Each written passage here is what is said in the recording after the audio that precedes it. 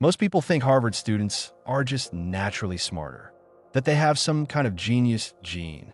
But here's the truth. They've simply mastered a set of study habits that make their learning ridiculously effective. And you can use these same techniques starting today without ever stepping foot in Harvard Yard. Today, we're going to look at 10 powerful techniques used by top Harvard students to study less, remember more, and actually understand what they're learning. Number 1, active recall. Learn by remembering, not rereading. You just read a chapter, and instead of flipping through it again, you close the book and ask yourself, what did I just learn? That's active recall. It's not about stuffing more into your brain. It's about pulling information out. Why? Because when you force your brain to retrieve knowledge, you strengthen the neural pathways that store it.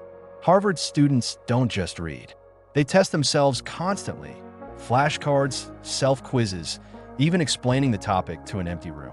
It's like going to the gym for your brain. Number 2, spaced repetition, the forgetting killer. Here's a harsh truth. Most of what you study today, you'll forget in a week. But Harvard students fight back with spaced repetition. They review material at growing intervals. Day 1, Day 3, Day 7, Day 14. Every review happens right before they're about to forget it, keeping the memory fresh for the long term. There are apps that make this effortless. It's the opposite of cramming, and the results last far longer. Number 3, the Feynman Technique, learn by teaching. Richard Feynman, a Nobel Prize-winning physicist, once said, "If you can't explain something simply, you don't understand it well enough." Harvard students live by this. They take complex topics and explain them in plain, simple language, as if teaching a middle schooler. If they get stuck, they know exactly where their knowledge is weak. And that's where they focus their next study session. Number 4, Cornell Notes. Notes that work for you. Taking notes isn't just about recording information. It's about organizing your thoughts. Harvard students often use the Cornell method. Left side, key questions or prompts. Right side, main notes. Bottom, a short summary in their own words. This forces them to think actively while writing and makes reviews simple and targeted. Number 5, interleaving. Train like an athlete. You wouldn't train for basketball by only shooting free throws all day. You'd mix dribbling, passing, and game situations. Harvard students do the same with their studies. Instead of spending 4 hours on just one topic, they mix subjects and question types. This interleaving makes the brain more adaptable, helping you recall information in unexpected situations, like in an exam. Number 6, deep work, no distractions, maximum focus. Harvard libraries have a certain silence, not because people are quiet, but because they're deeply focused.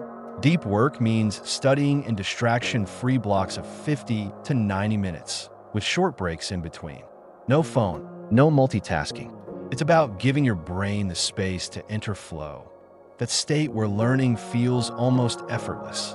Number 7, simulated practice. Rehearse like it's game day.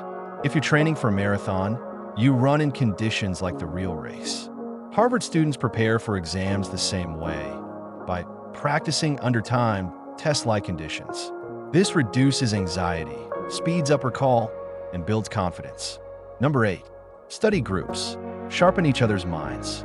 Group study at Harvard isn't about copying homework.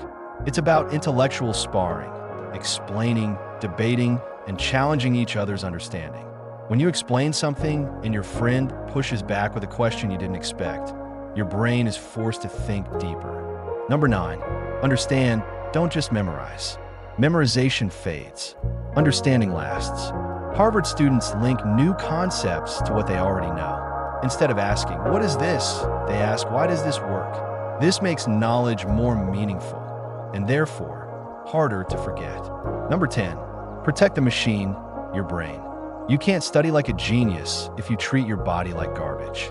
Top Harvard students sleep enough, eat brain-friendly foods, and move their bodies daily, because a sharp mind depends on a healthy body. The difference between you and a Harvard student isn't talent, it's process. Pick one of these techniques and start using it today. Then add another next week. Before long, you'll realize you're not just studying harder, you're studying smarter. And when that happens, your results will speak for themselves. Click the subscribe button and share in the comments which study technique you're using.